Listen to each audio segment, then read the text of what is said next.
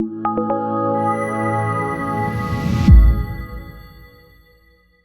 everyone. This is Henry Schneider with the Business Performance Podcast, and today it's my distinct pleasure to talk with Brian Gallagher, who has recently gone from the corporate world into the boutique consulting business.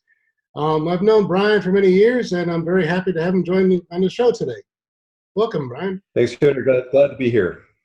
So, Brian, let's just talk about your new business venture. Would you please briefly describe your company, your customers, and what services you provide? Well, we just started. It's a small veteran-owned company, small business called BG Solutions and Services. The goal is to help organizations improve their operational excellence, their business and mission needs, their outcomes, helping them with their systems and software engineering capabilities, basically just improving their operational abilities to perform. Okay, so how long have you been operating that way now? What is today? So maybe 3 weeks. Oh, So it's, just started. So really new. Okay, so Very, very new. So how was that working out? I mean, I know it's, first couple of weeks you spent a lot of time marketing, I guess, but have you been able to get some gigs going yet? It actually has. It's actually been a lot faster than I thought. I've already lined up about 5 appraisal activities beyond the end of the year. So that's within a 4-month period. I'll be doing some appraisals based on CMMI appraisals. So I've got those lined up, and I've got some other activities lined up. I'm also the chair of the Capability Counts Conference 2020, so that'll be in April next year.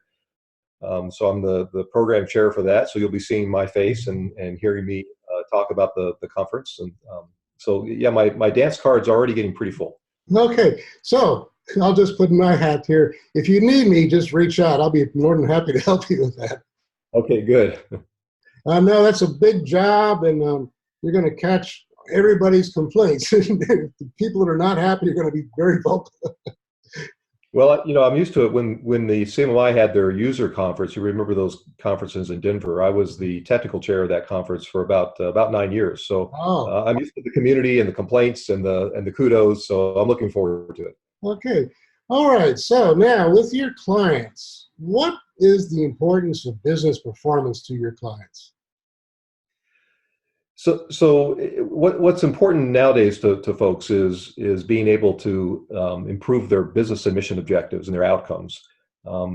Most companies aren't concerned about CMMI levels or achievement of a plaque on the wall. They're looking for, how do I beat the competition? How do I get to market sooner? How do I decrease my defects? How do I make sure my skill is more predictable?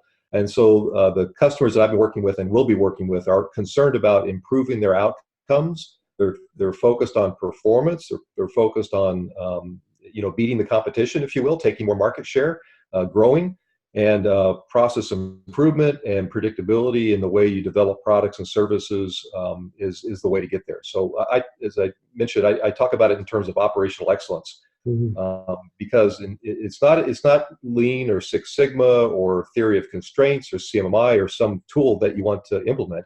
You want to make sure that you're continually improving your ability to serve your customers. And so I couch it in terms of operational excellence. Wonderful. So what are the 1 or 2 biggest myths or misconceptions out there when it comes to business performance? A couple things. One is, a lot of people say, well, how much is it going to cost me to improve performance? And I always turn that around, because it really ought to be, how much will I save? How much will I make? How much more business can I take on because we're improving our performance? So the myth is that it's going to cost money to do improvement.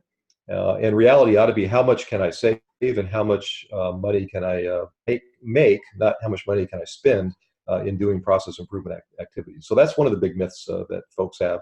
The other myth is having to do with, I think, we're both CMMI capability maturity model integrated professionals. We've worked in that for many years. One of the other myths is, if I get to level 3, 4, or 5, that suddenly everything will be great and all my troubles will be over. But what you find is that the work that you take on becomes more complex, and so you've got to continually improve your engineering capabilities to match the complexity and changing shape of the market. So it's not an end state. It's a journey. It's a continuous journey. Okay, great. So looking back over your number of years involved in process improvement in the CMI, what's the biggest challenge that companies face with improving their performance? I think the biggest challenge is being short-sighted. So you're always, especially in the U.S. when you've got earnings calls every quarter, you're looking at quarter by quarter trying to improve, and you lose sight on the longer-term improvement. So I think one of the biggest challenges is investing for the future and investing on long-term improvement versus the short gains that you're trying to make to show those improvements. Those are both important. You've got to stay in business. You've got to show growth. But you can't sacrifice the long term for short-term gain, because that's only a temporary type activity. So how do you break through that into the executive's mindset that this is not a short-term solution, you're in it for the long haul? Well, it's persistence, and I'll use my former employer as an example. I just left CACI International. It's about a $5 billion annual revenue company, a defense contractor, primarily does with the intel agencies and federal agencies.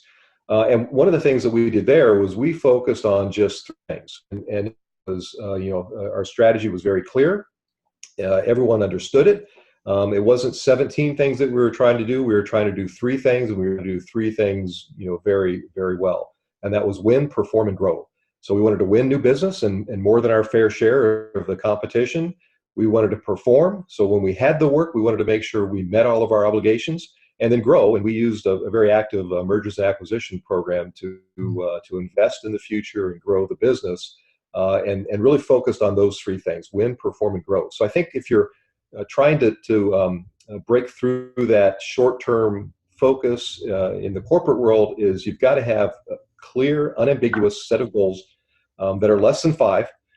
3 is good, and focus on those and make sure everyone understands why you're doing it. And that's, getting back to the term operational excellence, it really is every single person within the organization understanding how they contribute to your customers' end goals. And when something looks like it's going to get in the way, they're empowered to take down those barriers without man intervention. So they understand how they can control their process, improve their process, and help their end user by understanding how the company performs.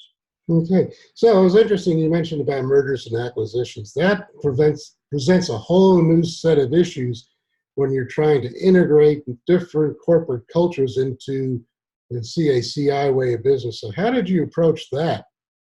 So it is a challenge, and CACI was really good at it. They've done I think 60 acquisitions in 20 years. So they call themselves a serial acquirer. So they're continuing for companies that fit the culture, as well as kind of fit a niche area that they need to work on. So it's not just buying companies for just to grow. There's a purpose to it, and they start with their strategy. They have a very clearly defined set of markets that they're in. They look at where their gaps are. They look at where they need to improve, and one of the areas they look at is, can I acquire that capability, or do I need to build it organically? And so they use their acquisition program to fill those gaps. And so it's a nice fit. It's not overlapping. It's not redundant. It's to fill those gaps that they need. So that's one of the areas. The other thing that we did was we had a very strong process culture. Okay. And that process culture for how we manage programs was very clear, unambiguous. Every single program operated the same way at a certain level. Obviously, at the details, they're different. But we had a framework that was easy to understand, and we really concentrated on 4 things, and that was scope, focus, deliver, and improve. So scoping the activity, what it is you're doing, that's the planning activities, that's requirements engineering activities. Focus is the drumbeat. So how do you do program management reviews? If you're using agile development, what's your sprint cycle for your agile development programs? Deliver focusing on everything that we do to make sure the customer gets what they need and exceed their expectations. And then the fourth one is improve. So scope, focus, deliver, improve. Anything else that you're doing is probably wasted time. So if you're not trying to help scope the problem, focus the team, deliver value, or continuously improve, you're probably doing something that shouldn't be done in the organization. Okay. All right. So kind of building upon that now, would you please share with our viewers why CACI chose to be the first one out the gate with the V2.0 appraisal in January, and how did you make that happen? Well, there's a couple things. One is timing is everything. So our previous appraisal was expiring in February. So it was an opportunity for us to take a look at version 2.0 of the CMI model over the older version 1.3. And we actually kind of ate our own dog food, if you will. We did a structured decision. So if you're familiar with CMI, there's a whole process area about making structured decisions called decision analysis and resolution. And so we actually structured a formal trade study to look at going with 1.3 for the last time or switching to 2.0 early.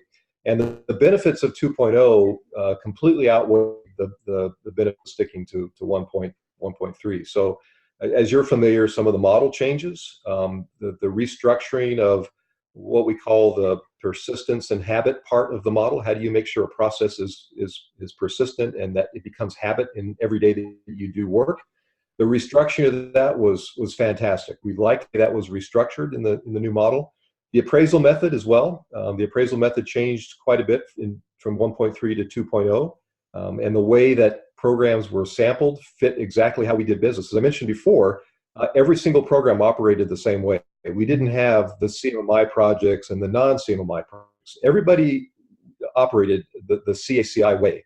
And so it didn't matter which program was selected for the appraisal, we felt confident that they would do well. So the new appraisal method lays everything out on the table and uses a true random generated approach to select which projects will participate in the appraisal and what kind of evidence they're going to show. And so we just laid everything out. We ran turned the crank, got the results, and we went with it. And it was very successful for CACI. Less work on any one program. No program has to go, soup to nuts, showing everything in the model. They just looked at very small pieces from every program, and it worked out very well for us. So that both the model, the changes in the model, and the appraisal method made going to 2.0 a no-brainer for us. It was the right thing to do, and I recommend anybody who's struggling with that, who's maybe kind of hesitant, just jump in there because you won't be disappointed. Yeah, one of the biggest fears is that I've got to retool all of my QMS to make it fit to the new model, which is the wrong way approach. But there is that perception out there, well, there's new things we got to put in here. So did you have to change anything on your side? It's interesting because the way we started our journey back 7 or 8 years ago when I joined CACI is we said we're not going to implement CMMI. We're going to figure out how we do business. So we didn't map our process or shape our process against any model. We used parts of CMMI, we used ISO, we used the PMBOK. We used lots of different sources to help us figure out how we do business. And then when the model changed, it really didn't affect us because we weren't structured against the model. Now, some organizations will, and I'm sure you've seen this, they'll explicitly have a process for DAR and a process for CM and a process for QA, exactly the way the model has it laid out, as opposed to our engineering process and our service delivery process and kind of mapping how you do business. So for us, we didn't have that explicit connective tissue that was really drawn to the old model. And when the new changes came about, we didn't have very much. Now, there were a few things that we were concerned about. One is there's an emphasis on estimation that is stronger in the new model than before. So we're a little concerned about estimation. But when we looked at especially our agile development programs, they knocked it out. They had all the evidence you would have needed for estimation, just clearly because how they implemented the agile methodology on those programs. The other thing is risk and opportunity management. In the old model, it's just risk management. In the new model, it's risk and opportunity management. Mm-hmm. And we found that we had plenty of evidence showing opportunities in the appraisal activity. So we didn't find any real area. We had a few concerns going in, but we didn't have any issues during the appraisal. Mhm. So how did you find the evolutionary growth through capabilities with the different levels inside of each practice area? And as you know, it's kind of going back to the future, right? In the first version of CMMI, there was that evolutionary path within the process areas. It's now back in version 2.0. But if you use the stage model like we used, we didn't see any issue with that at all. It made sense. For those who are listening who don't quite understand that, there's some practices that evolve through the capability levels. So you kind of do the work at capability level 1. At capability level 2, you might do it with a little more rigor. At level 3, add more rigor. And what we find is, if you're doing it at the higher capability levels, you really subsume those lower practices anyway. So we didn't have any issue or confusion in that area at all. So basically then, can you distill the moral of your story about being the first out the gate with version 2.0? But you jump in. The water's fine. So for us, it fit like a glove for us, the way we did business. It matched more what our focus was. Our focus was on performance and outcome. The new version 2 has a more of a focus on outcomes and performance. So again, that matched how we did business. So for us, it was a better fit. We didn't feel like we were having to do some odd kind of gymnastics to meet the model. And in the old model, you had some strange things with what they called the generic practices that made you look at things in a way that was not quite normal. And in the new model, you just have that anymore. So it fit like a glove for us. Wonderful. So when it comes to quality of business performance, what are some of the common pitfalls or mistakes that come to mind that you need to be aware of so you don't trip over that? So a couple things. One is, and really it may be a thing with the DoD environment, is a very highly competitive environment. Sometimes you'll commit to something where you're not quite sure whether or not you're going to be able to perform. So you bid to win as opposed to perform. And when you get into the execution phase, you then find that you maybe cut it a little bit too short. So one of the pitfalls is, and I think this is where the new model with the estimation process area comes into play, is really understanding what is it going to take to do the work? What do I have to then bid to win the work? And then if there's a gap, managing that risk. So starting day one, knowing that there's a gap as opposed to, bidding to win and then hoping that you'll be able to pull it off. So I think really understanding what it really takes to do the job right. Understand where you may be a gap in what you bid versus what you're actually going to perform, and then managing that risk to the life of the program. I think that's a real key to success. The other is, as technology evolves and things become more complex, systems are interconnected, there's a lot more uncertainty. So you've got to select a methodology and an approach that allows you to deal with that uncertainty during the life of the program. So you can't say 5 years from now, I'm going to deliver this product and it's going to look like this on this date. And it's going to have all these quality attributes. When the mission changes, when technology changes, you really have to use more of an evolutionary approach to development, whether that's a full agile software development approach or more of a hybrid, depending on what you're building. You really have to use some sort of approach that allows the requirements to break, if you will, without penalty. So you don't want to penalize when things change. You want to accept that. You want to understand.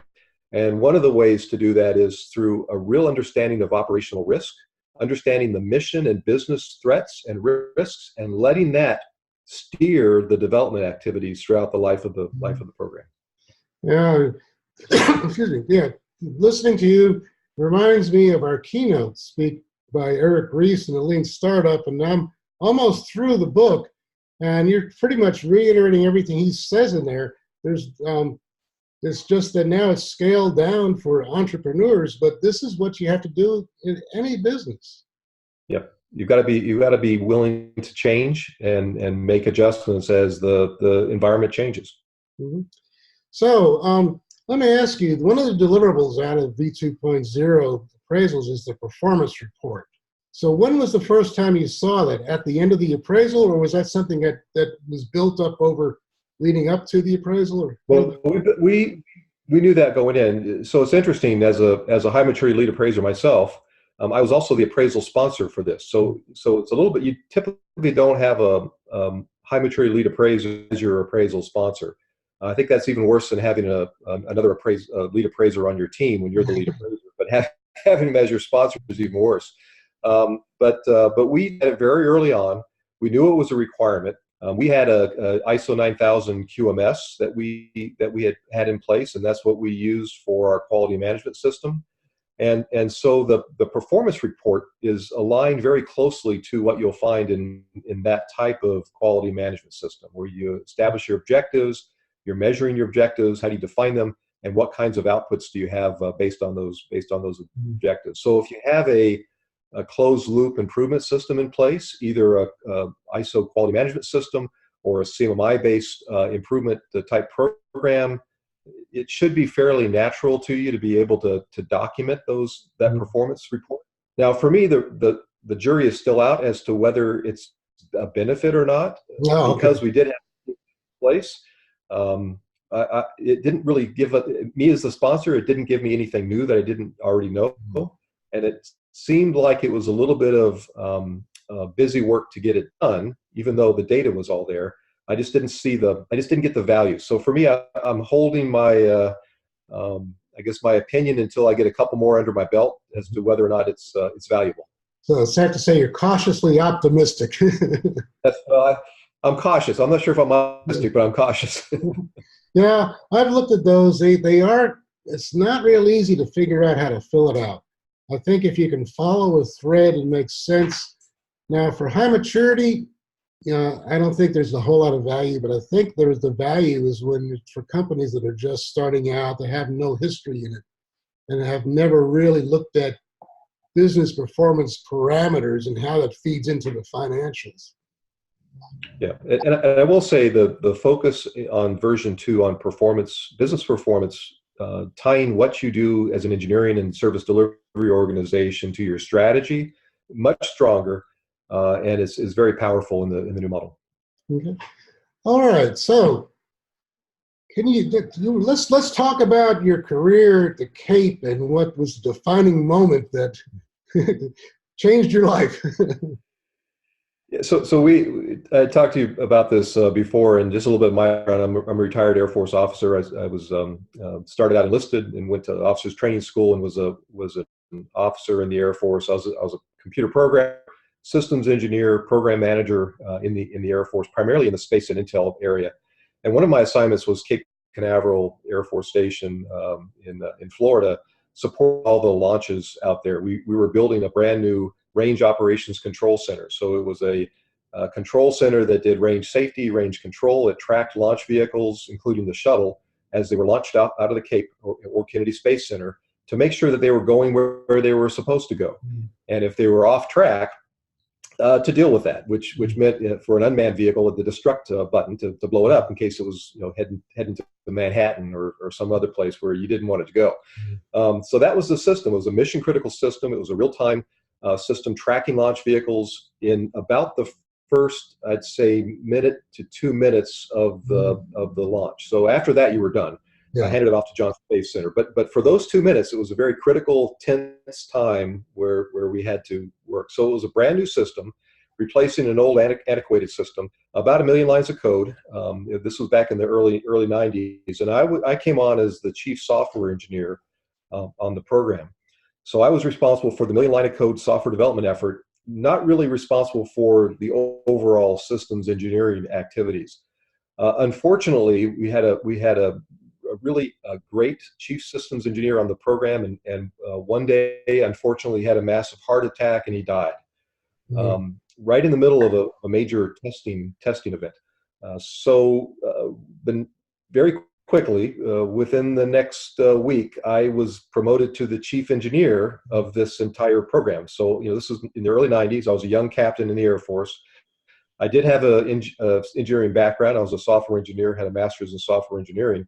But it was a real challenge to try to take myself out of the software area and then think about the entire system, hardware, software, communication systems, even the facility, the ups, the power systems, everything that you can imagine, entire system, to be able to kind of take a step back and grow very dramatically, not having a chance or a choice, but having to overnight step into that role. So it was a very defining moment for me to be able to think not just about the software parts of the system, but think about the larger complexities of the larger system, how they interface with other systems, and then making those trades based on things other than different components of the software. So that, for me, that was a very defining moment, having to step into a role where I really wasn't prepared, but had to step into it to make the system successful. Yeah, imagine that was an honor, but also highly stressful for a while to get your hands. Very stressful, and you couldn't fill the shoes of the chief engineer. He had been at the range for many years, well respected. So it was very stressful to say the least. Yeah, I know. I remember in the early days, Max Faget was the chief engineer for the shuttle. And I don't think they ever were able to replace him. And you lose that knowledge too. I mean, it's a very important piece in some of those complex systems. Very complex. Okay, let's see. So now, since you've started your new venture, what does success look like for Brian Gallagher and your new company?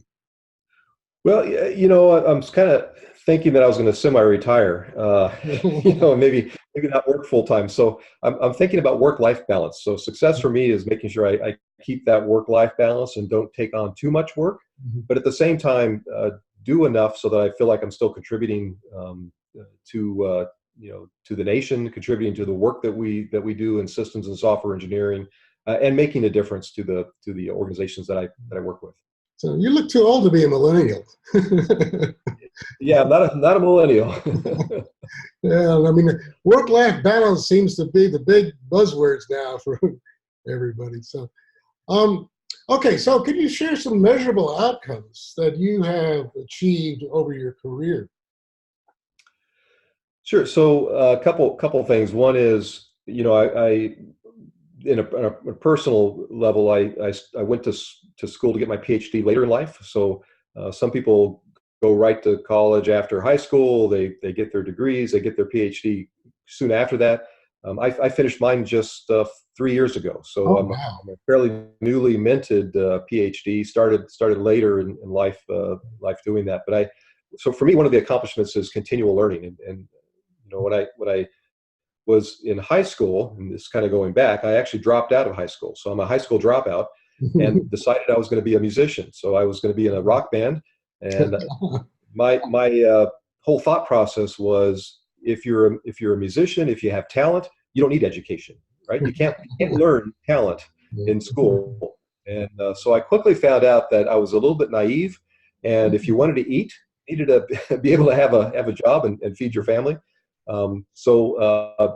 Went back to school a little bit later, got my bachelor's, master's, and then finally my PhD. So for me, one of the accomplishments was a continuous learning activity and a journey for continually learning new things as I go on. We mentioned the first in the U.S. for CMI version 2 at CACI. That was a major accomplishment.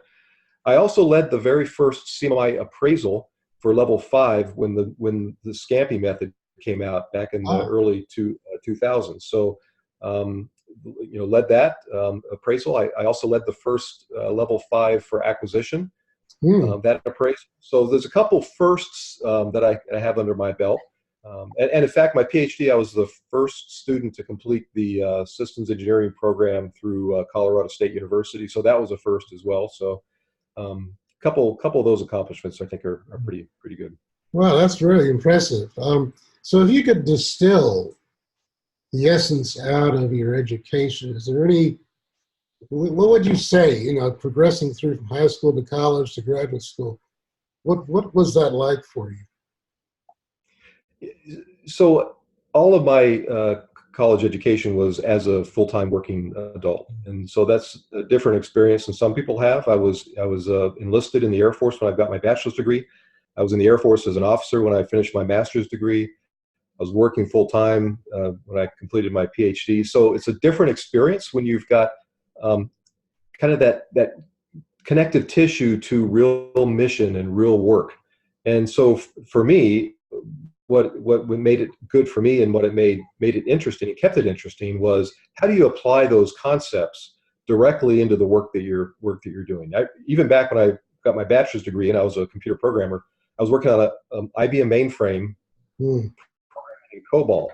Oh, So this was back in, and the courses I was taking at University of Nebraska at the time were not COBOL courses. They were take Pascal and C and different things. So me, it was trying to understand, how can I get those concepts of data structures and how those languages work fit back into the work that we were doing on an IBM mainframe. And so making those connections between what you're learning and what you're doing, I think, is really important. And I think, as you know, I was at the Software Engineering Institute for 12 years.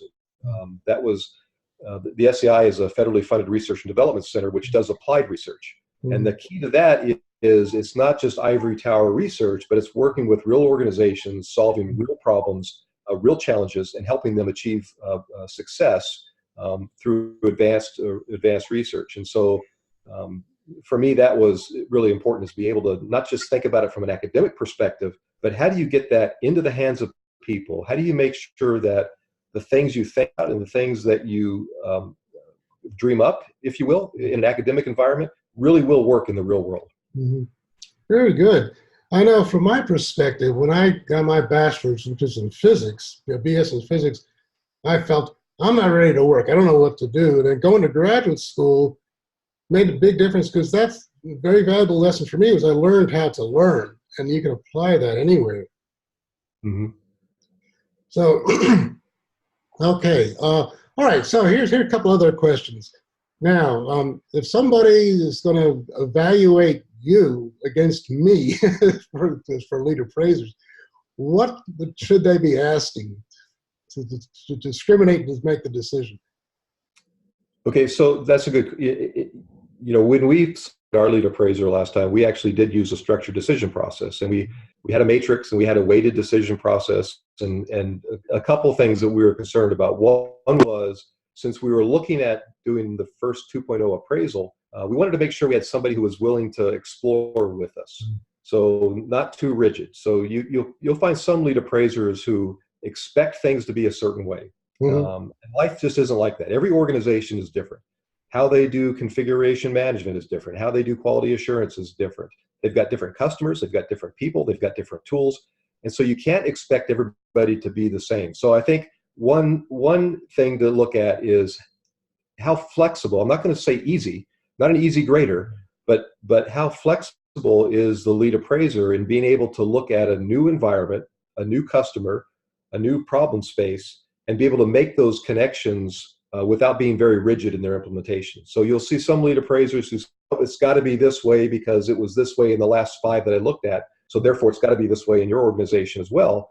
And you've got to kind of unlearn that and say, okay, this may not be what I've seen before, but it's working for the organization, and it's good for them. So I think flexibility and being able to come into the appraisal with an open mind is really important. The other is understanding the model and being able to interpret that in those different environments. So you don't want a lead appraiser who comes in and says, okay, tell me how you've implemented GP 2.5 or, model speak like that. You want to be able to speak the language of the organization and be able to hear what they're telling you and interpret it back to the model, as opposed to, wanting them to look like the model. So I think flexibility is important. I think being able to interpret in different environments is important. And then the other thing I think is important for a lead appraiser is you want somebody who's got the kind of experience where they'll be able to walk in a room and see all the chaos going on and say, great, but here's the one thing. Right? Here's the one thing you need to work on to dramatically improve your performance, as opposed to here's the 50 things. And some lead appraisers, I think, will be counting the bark on the trees, and they'll miss the big picture. They'll miss the tree, they'll miss the forest, because they're just being very, very exact about the model. So somebody with experience who can tell you the one thing, somebody who's flexible, and somebody who can translate the model. And the other part is just somebody who can listen and can really work with the organization, I think is important. So how are you able to get that type of information out about lead appraisers if they're just turning in a proposal to you? It's very hard to do. You really have to talk to people who've worked with them in the past. If you don't, for me personally, I've been doing CMM and CMI appraisals since 1996. So I've been doing it a while, and so I know a lot of the lead appraisers personally. So it's easy for me. So I know which ones I'd like to work with, and other ones that I might want to avoid. But for somebody who's never worked in this environment before, you need to talk to the lead appraiser. Ask them about their experience and their background, not just in quality assurance and process, but have they actually delivered a product before? Have they ever had to make choices in their engineering or service delivery, and why did they make those choices, and then how were they successful? The other thing, Jack Ferguson used to say this a lot. If you remember Jack Ferguson, is he always wanted people on his team that had failures. He didn't want everybody to be successful, because you learn so much more from your failures than if you're always successful. So if you're interviewing a lead appraiser, ask them about their background and when they've been on a development team that was unsuccessful or that failed or had trouble, and how did you get out, and how did you recover from that? So you want somebody that has experience and has scars, because what you really need is you need a lead appraiser who can not just tell you what to do, but the so what about what's in the model, and why it's important, and why maybe some things aren't as important. And so you want somebody who's got that kind of experience. And you can only get that, I think, from either talking to them or talking to people who have worked with them in the past. Right, and that's one of the major concerns, is that there's a whole bunch of new minted lead appraisers that are 20 to 30 somethings with no background like that, and they are replacing us old guys who are rolling off the retirement side. Well, if they're providing a good service and those clients are happy with that service, then more power to them. They'll learn over time, just like we learned. Right? We made mistakes, and we were naive, and we learned from those, and so will they. Yeah. So when you formed your company, based upon your experience, what this is kind of like the final question in appraisal. What behaviors did you try to avoid, and which ones did you said, hey, this is great, I'm going to incorporate this into my company? So I looked at a lot of different CMMI transition partners. So I looked at their presence on the web. I looked at how they communicate, places like LinkedIn and other activities. So a lot of those things I've incorporated into it. So if you look at my website, it's fairly simple. It's a simple website. Doesn't have a lot of bells and whistles. The other thing that I'm doing is I'm not pushing CMMI.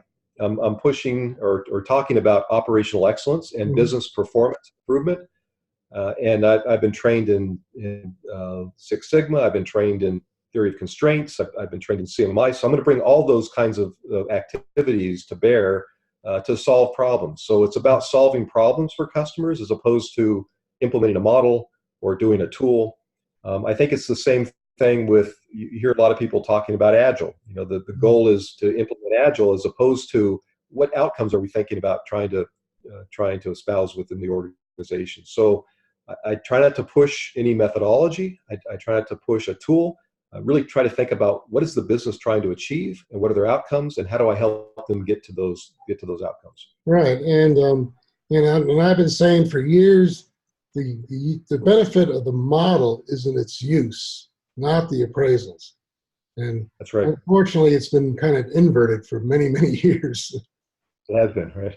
So we can keep going on and on and on again here, but I've run out of time, Brian. So I just want to thank you so much for your time this afternoon. So how can people get in touch with you to learn more? Well, thank you, Henry, and I do appreciate you taking the time with me and enjoyed the talk. My email is brian@bgsolutionsandservices.com, or go to my website, bgsolutionsandservices.com, and you can get in contact with me there. Okay, great. I've really enjoyed your stories. It's been very fascinating, and I think our viewers will be just as fascinated as I am. So again, thank you so much for your time this afternoon. All right, thank you, Henry.